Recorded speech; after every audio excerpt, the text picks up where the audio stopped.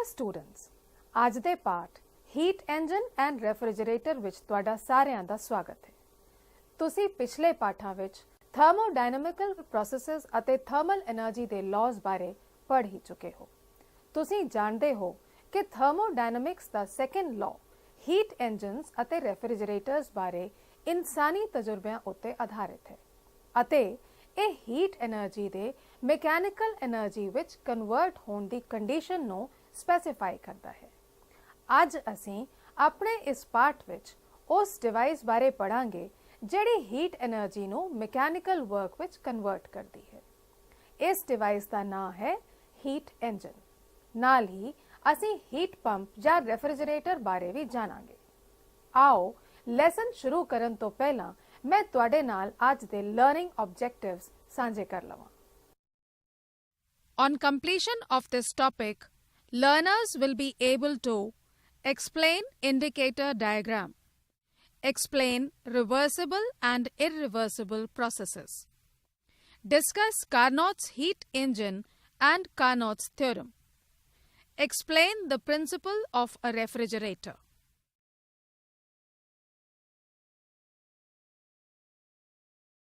To precede our discussion on heat engine and refrigerator, first of all, let us see how can we represent the state of a system graphically. We know that the equation of state or the perfect gas equation is a mathematical relation between the three thermodynamic variables P, V and T. To describe the system, out of three thermodynamic variables P, V and T, the knowledge of only two variables is sufficient. A graphical representation of the state of a system with the help of two thermodynamic variables is called indicator diagram of the system. Usually, we represent the equation of state by the thermodynamic variables P and V, and the graph between P and V is called the PV diagram. ਮੁੱਖ ਤੌਰ ਤੇ PV diagram ਕਿਸੇ system ਵਿੱਚ pressure P ਦੇ ਕਾਰਨ volume V ਦੀ variation ਨੂੰ represent ਕਰਦਾ ਹੈ। ਇਸ ਡਾਇਗਰਾਮ ਲਈ ਗ੍ਰਾਫ ਤੇ x ਐਕਸਿਸ ਤੇ ਵੋਲਿਊਮ V ਅਤੇ y ਐਕਸਿਸ ਤੇ ਪ੍ਰੈਸ਼ਰ P ਮੰਨਿਆ ਜਾਂਦਾ ਹੈ। ਗ੍ਰਾਫ ਦੀ ਸ਼ੇਪ ਥਰਮੋਡਾਇਨਾਮਿਕਲ ਪ੍ਰੋਸੈਸ ਦੀ ਨੇਚਰ ਤੇ ਡਿਪੈਂਡ ਕਰਦੀ ਹੈ। ਉਦਾਹਰਣ ਲਈ ਐਕਸਪੈਂਸ਼ਨ ਦੇ ਕੇਸ ਵਿੱਚ P1 V1 ਇਨੀਸ਼ੀਅਲ ਪੁਆਇੰਟ ਨੂੰ ਅਤੇ P2 V2 फाइनल पॉइंट ਨੂੰ रिप्रेजेंट करते हैं, ਜਦੋਂ ਕਿ ਕੰਪਰੈਸ਼ਨ ਦੇ ਕੇਸ ਵਿੱਚ P1 V1 ਫਾਈਨਲ ਪੁਆਇੰਟ ਨੂੰ ਅਤੇ P2 V2 ਇਨੀਸ਼ੀਅਲ ਪੁਆਇੰਟ ਨੂੰ ਰਿਪਰੈਜ਼ੈਂਟ ਕਰਦੇ ਹਨ। ਹਾਂ, ਕਰਵ ਦੇ ਉੱਤੇ ਦੂਜੇ ਪੁਆਇੰਟਸ ਸਿਸਟਮ ਦੀਆਂ ਇਨੀਸ਼ੀਅਲ ਪੁਆਇੰਟ ਅਤੇ ਫਾਈਨਲ ਪੁਆਇੰਟ ਵਿਚਲੀਆਂ ਇੰਟਰਮੀਡੀਏਟ ਸਟੇਟਸ ਨੂੰ ਦਰਸਾਉਂਦੇ ਹਨ। ਐਕਸਪੈਂਸ਼ਨ ਦੇ ਦੌਰਾਨ ਸਿਸਟਮ ਦੁਆਰਾ ਵਰਕ ਕੀਤਾ ਜਾਂਦਾ ਹੈ ਅਤੇ PV ਕਰਵ ਦਾ ਹੇਠਲਾ ਏਰੀਆ clockwise direction ਵਿੱਚ trace ਕੀਤਾ ਜਾਂਦਾ ਹੈ। ਇਸ ਦੇ ਬਿਲਕੁਲ ਉਲਟ ਕੰਪਰੈਸ਼ਨ ਦੇ ਦੌਰਾਨ ਸਿਸਟਮ ਉੱਤੇ ਵਰਕ ਕੀਤਾ ਜਾਂਦਾ ਹੈ ਅਤੇ PV ਕਰਵ ਦਾ ਹੇਠਲਾ ਏਰੀਆ ਐਂਟੀ ਕਲੌਕਵਾਈਜ਼ ਡਾਇਰੈਕਸ਼ਨ ਵਿੱਚ trace ਕੀਤਾ ਜਾਂਦਾ ਹੈ। ਇਹ ਤਾਂ ਤੁਹਾਨੂੰ ਯਾਦ ਹੀ ਹੋਵੇਗਾ ਕਿ ਸਿਸਟਮ ਦੁਆਰਾ ਹੋਇਆ ਵਰਕ ਪੋਜ਼ਿਟਿਵ ਮੰਨਿਆ ਜਾਂਦਾ ਹੈ, ਜਦੋਂ ਕਿ ਸਿਸਟਮ ਉੱਤੇ ਹੋਇਆ ਵਰਕ ਨੈਗੇਟਿਵ ਮੰਨਿਆ ਜਾਂਦਾ ਹੈ। ਇਸ ਤਰ੍ਹਾਂ ਜੇ PV ਕਰਵ ਦਾ ਹੇਠਲਾ ਏਰੀਆ ਕਲੌਕਵਾਈਜ਼ ਡਾਇਰੈਕਸ਼ਨ ਵਿੱਚ ਟ੍ਰੇਸ ਕੀਤਾ ਜਾਵੇ ਤਾਂ ਵਰਕ ਡਨ ਪੋਜ਼ਿਟਿਵ ਹੋਵੇਗਾ ਅਤੇ ਜੇ PV ਕਰਵ ਦਾ ਹੇਠਲਾ ਏਰੀਆ ਐਂਟੀ ਕਲੌਕਵਾਈਜ਼ ਡਾਇਰੈਕਸ਼ਨ ਵਿੱਚ ਟ੍ਰੇਸ ਕੀਤਾ ਜਾਵੇ ਤਾਂ ਵਰਕ ਡਨ ਨੈਗੇਟਿਵ ਹੋਵੇਗਾ। We know that during expansion, work is done by the gas and hence it is positive. On the other hand, in case of compression, work is done on the gas and it is negative. The same can be proved with the help of an indicator diagram. Let us consider that the initial state of a gaseous system A is represented by P1 V1 and the final state B is represented by P2 V2 on a PV diagram. Let small a be a point on the indicator diagram and P and V be the values of pressure and volume corresponding to it.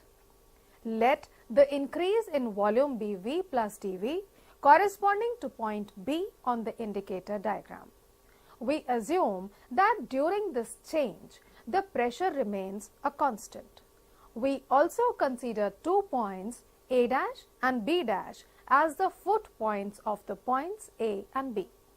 Here, A dash and B dash both are equal to the constant pressure P, whereas A dash B dash is equal to increase in volume, that is dV.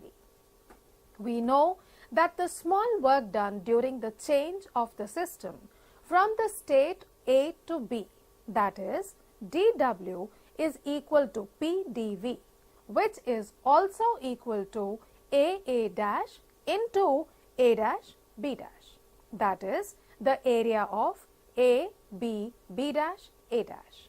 However, the total work done by the gas during expansion from the initial state to the final state can be obtained by adding the areas of all strips such as AB, B dash and A dash formed between A and B under the PV diagram.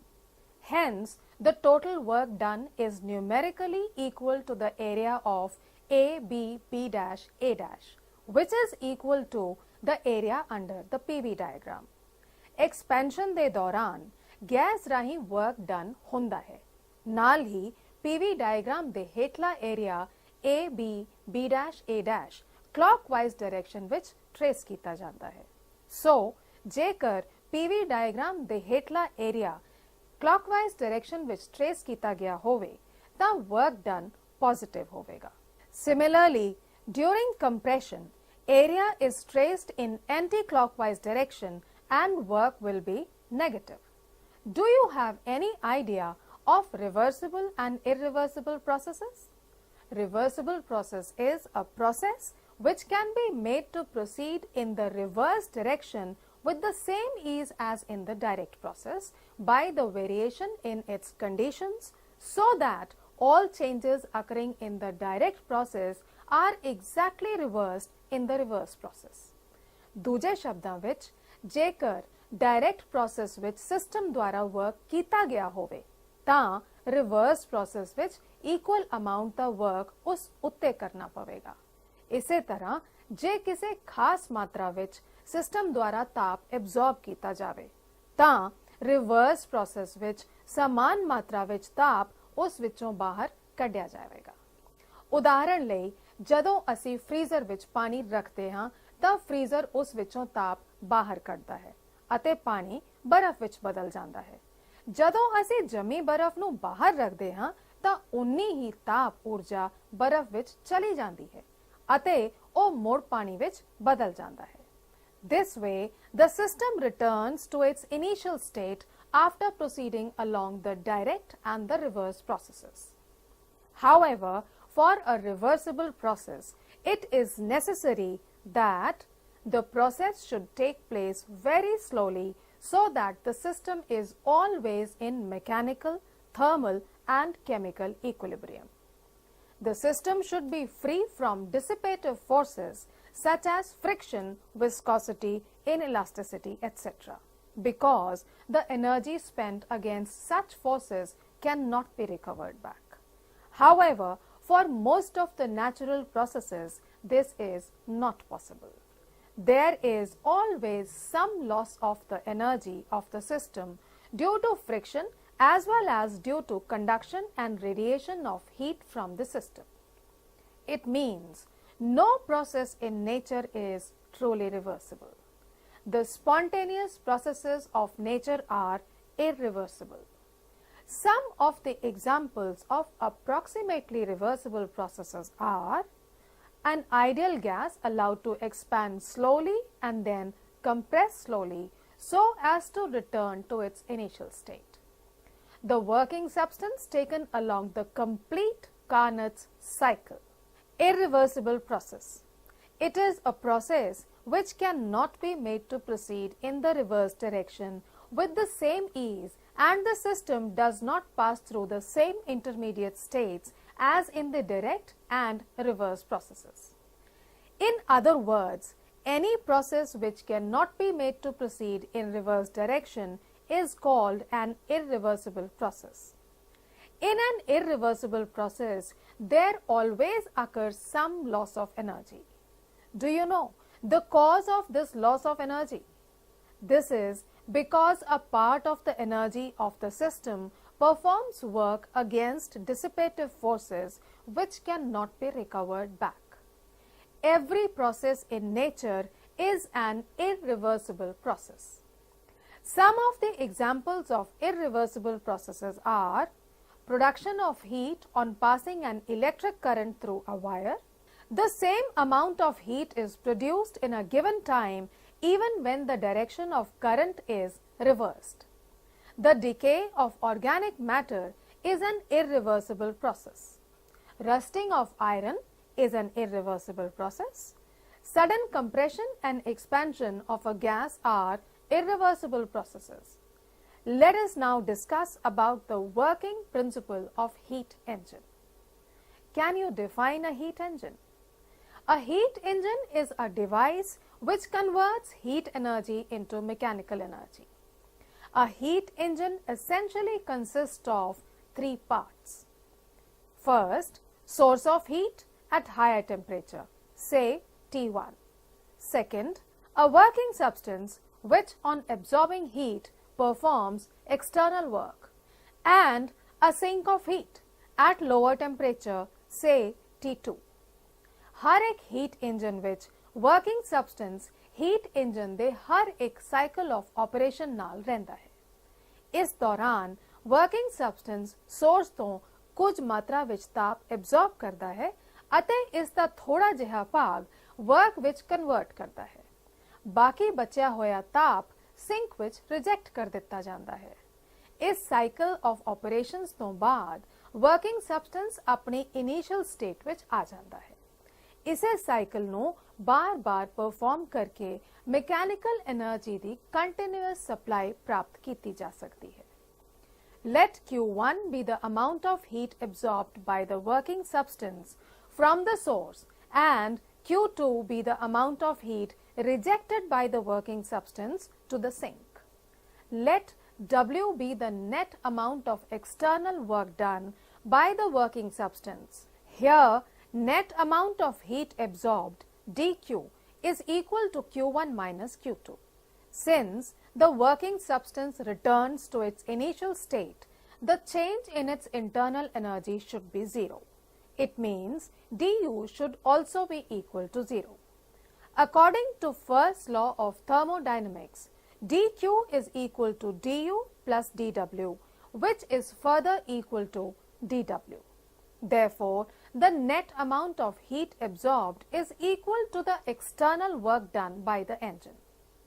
In other words, Q1 minus Q2 is equal to W.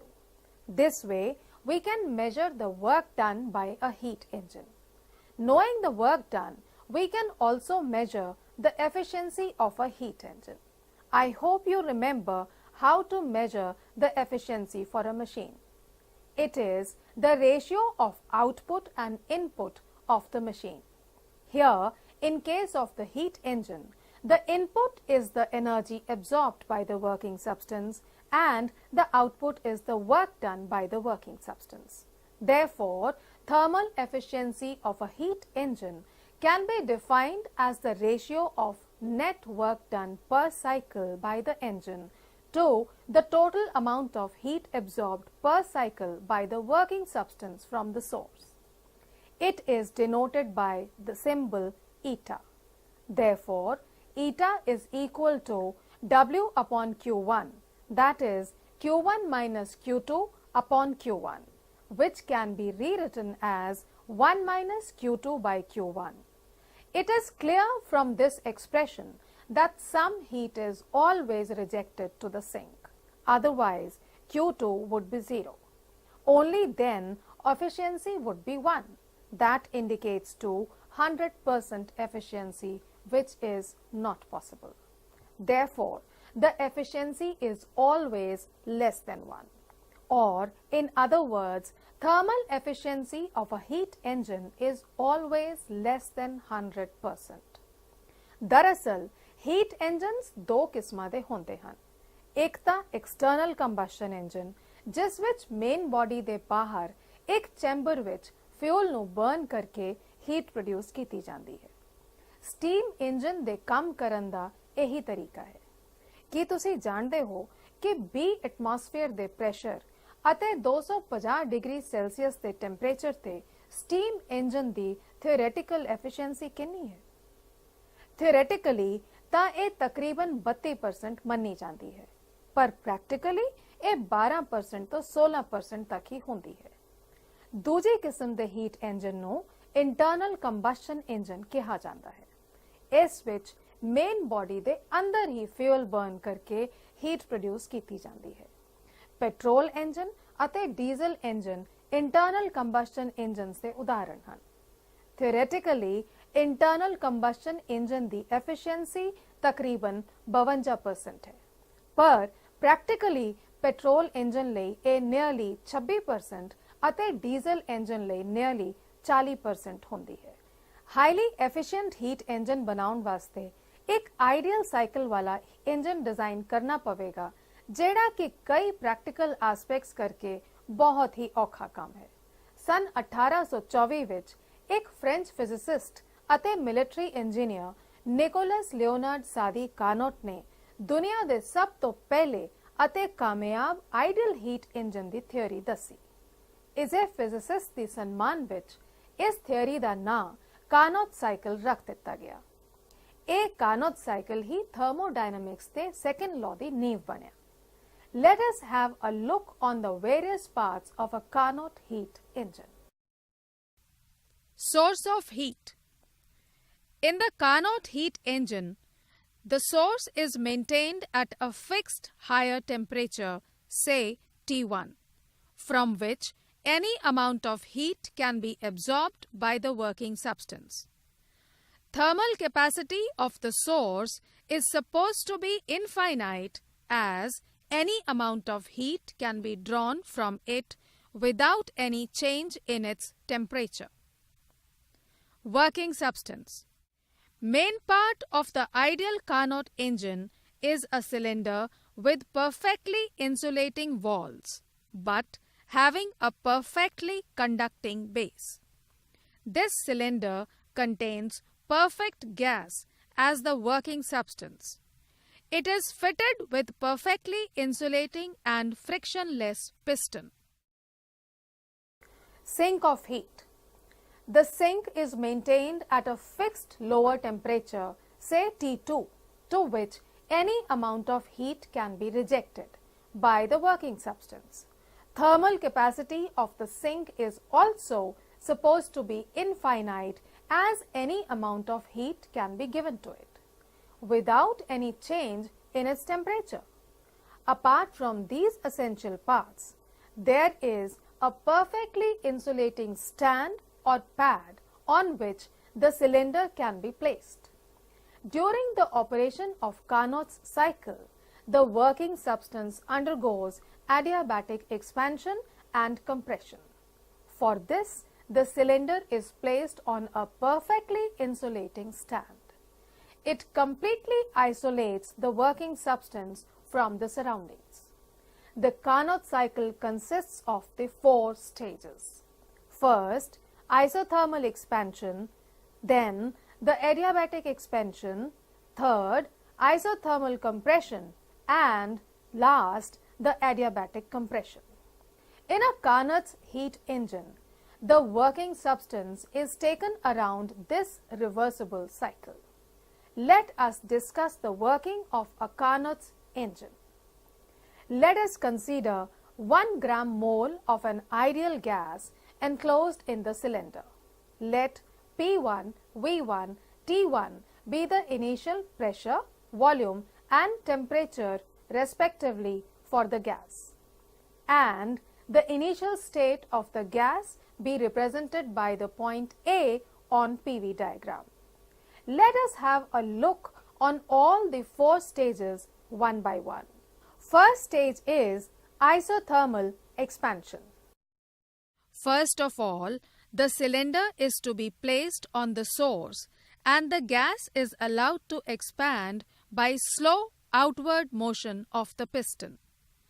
It absorbs the essential amount of heat from the source through the conducting base of the cylinder, but temperature of the gas remains constant. This operation is called isothermal expansion and is represented by the isothermal curve AB. Let us consider Q1 be the amount of heat energy absorbed in the process and W1 be the corresponding amount of work done by the gas in expanding isothermally from point A to point B, that is from P1 V1 to P2 V2. It is clear that during this process, heat energy absorbed by the gas is completely utilized to do work. Therefore, Q1 would be equal to W1, which is equal to the integration of P dV between the limits V1 to V2. This is further equal to R d1 into natural log of V2 upon V1. This is also equal to the area of AB B dash A dash A. The very next stage is adiabatic expansion. Just after the first stage, the cylinder is now removed from the source and is placed on the perfectly insulating stand. Now, the gas is thermally insulated from all sides, so no heat can be received from the surroundings. Therefore, as the gas is allowed to expand further, the expansion would be adiabatic in nature and is represented by the adiabatic curve BC. But the temperature of the gas falls to T2. Let us consider W2 as the corresponding amount of work done by the gas in expanding adiabatically from point B to C, that is from P2 V2 to P3 V3. It is clear that during this process, work done W2 would be equal to the integration of P dV between the limits V2 to V3.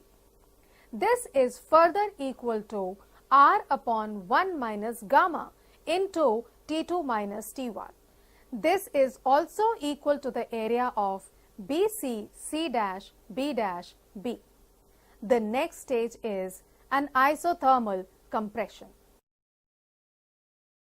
The cylinder is now removed from the insulating pad and is placed on the sink at a temperature T2, and the gas is allowed to compress by slow inward motion of the piston.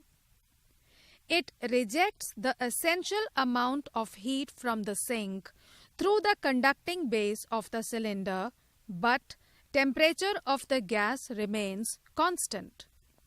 This operation is called isothermal compression and is represented by the isothermal curve CD. Let us consider Q2 as the amount of heat energy rejected by the gas and W3 be the corresponding amount of work done on the gas in compressing isothermally from point C to point D, that is from P3 V3 to P4 V4. It is clear that during this process, heat energy rejected by the gas is completely due to work done on the gas. Therefore, Q2 would be equal to W3, which is equal to the integration of minus P dV between the limits V3 to V4. This is further equal to minus R T2 into natural log of V4 upon V3, or RT2 into natural log of V3 upon V4. This is also equal to the negative area of CD D dash C dash C. Next and the last stage is adiabatic compression. Again, the cylinder is placed on the insulating stand. The piston is further moved downwards so that the gas is compressed. Since the gas is insulated from all sides, heat produced raises the temperature of the gas to T1. The compression would be adiabatic in nature and is represented by the adiabatic curve dA. Let us consider W4 as the corresponding amount of work done on the gas in compressing adiabatically from point D to point A, that is from P4 V4 to P1 V1. Hence, work done on the gas W4 would be equal to the integration of minus P dV between the limits V4 to V1 or the integration of P dV between the limits V1 to V4. This is further equal to R upon 1 minus gamma into T2 minus T1. This is also equal to the negative of area of dA, A dash, D dash, D. Now, can you measure the work done by the engine per cycle? Total work done by the gas, that is work done during expansion process, would be W1 plus W2. Whereas the total work done on the gas, that is work done during compression processes, would be W3 plus W4. Therefore, the net work done by the gas in a complete cycle W would be equal to W1 plus W2 minus W3 minus W4. Since W2 and W4 are equal in magnitude, therefore W would be equal to W1 minus W3, which is also equal to Q1 minus Q2. On the other hand, graphically, this work done is equal to the area of the closed loop ABCD, which is numerically equal to Q1 minus Q2. Knowing the work done, we can also measure the efficiency of Carnot cycle. We know that it is the ratio of net mechanical work done per cycle by the gas to the amount of heat energy absorbed per cycle from the source. That is the ratio of W and Q1, which is equal to Q1 minus Q2 upon Q1, that is 1 minus Q2 by Q1. Let us measure the ratio of Q2 and Q1. On substituting the value of Q1 and Q2, we get Q2 by Q1 equal to R T2 into natural log of V3 by V4 upon R T1 into natural log of V2 by V1. Since the points A and B lie on the same isothermal, therefore P1 V1 is equal to P2 V2. Whereas the points B and C lie on the same adiabatic, therefore P2 V2 to the power gamma is equal to P3 V3 to the power gamma. Furthermore, the points C and D lie on the same isothermal, therefore P3 V3 is equal to P4 V4. And the points D and A lie on the same adiabatic, therefore P4 V4 to the power gamma is equal to P1 V1 to the power gamma. On multiplying the respective sides of these expressions, we get P1 V1 into P2 V2 to the power gamma into P3 V3 into P4 V4 to the power gamma equal to P2 V2 into P3 V3 to the power gamma into P4 V4 into P1 V1 to the power gamma. On further solving, we get V2 gamma minus 1, V4 gamma minus 1 equal to V3 gamma minus 1, V1 gamma minus 1, or V2 V4 equal to V3 V1, or V3 by V4 equal to V2 by V1. Therefore, the ratio of Q2 and Q1 would be equal to T2 by T1. Therefore, the efficiency of Carnot heat engine eta would be equal to 1 minus T2 by T1. This expression shows that the efficiency of Carnot heat engine depends on the temperature of the source and the temperature of the sink, but it does not depend upon the nature of the working substance. It is clear that temperature of the sink T2 equal to 0 is not possible. It implies that in a heat engine Q2 equal to 0 is also not possible. That means it is not possible to convert whole of the heat energy absorbed from the source completely into mechanical work continuously without rejecting a part of it to the sink. On the basis of this calculation, Carnot mentioned that no heat engine working between two given temperatures of source and sink can be more efficient than a Carnot's reversible engine working between the same two temperatures. This statement is known as Carnot theorem. In other words, all reversible engines working between same two temperatures have the same efficiency, whatever is the nature of the working substance. Let us now discuss the principle of heat pump. A heat pump is a device used for cooling things. It is also known as a refrigerator. A refrigerator can be looked upon as a Carnot heat engine working in reverse direction. In an ideal refrigerator, the working substance absorbs an amount of heat Q2 from the sink at lower temperature T2 and reject a larger amount of heat Q1 to the source at higher temperature T1 with the help of an external agency supplying the necessary energy to the system. Since heat is to be removed from the sink at lower temperature, therefore, an amount of work equal to Q1 minus Q2 is to be performed by the compressor of the refrigerator to remove heat from the sink. The source in this case is the atmosphere to which the heat Q1 is rejected by the radiator fixed at its back. In the cycle of changes, as the working substance returns to its initial state, there is no change in its internal energy. It means there is no change in its internal energy.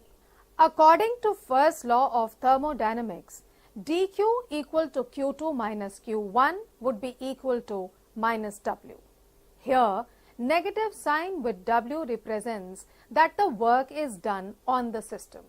Therefore, work done W is equal to Q1 minus Q2.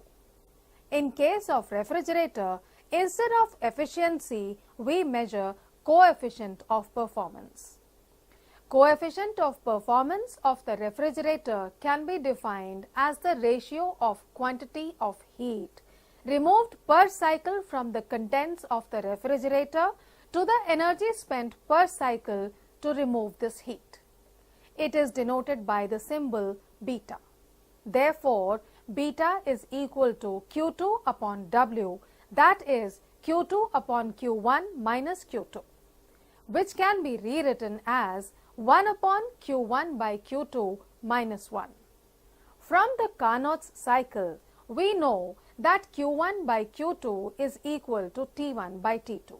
Therefore, beta would be equal to 1 upon T1 by T2 minus 1 or T2 upon T1 minus T2. However, if eta is the efficiency, then beta would be equal to 1 minus eta upon eta.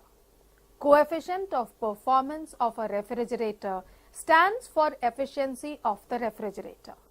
Thus, higher the value of beta, more efficient is the refrigerator. This indicates that the smaller is the value of T1 minus T2, greater is the value of beta. In other words, smaller is the difference in temperatures of the atmosphere and foodstuff to be cooled, more efficient will be the refrigerator. So now we come to the end of today's topic. Let us summarize our today's topic. Reversible process is a process which can be made to proceed in the reverse direction with the same ease by the variation in its conditions, so that all changes occurring in the direct process are exactly reversed in the reverse process.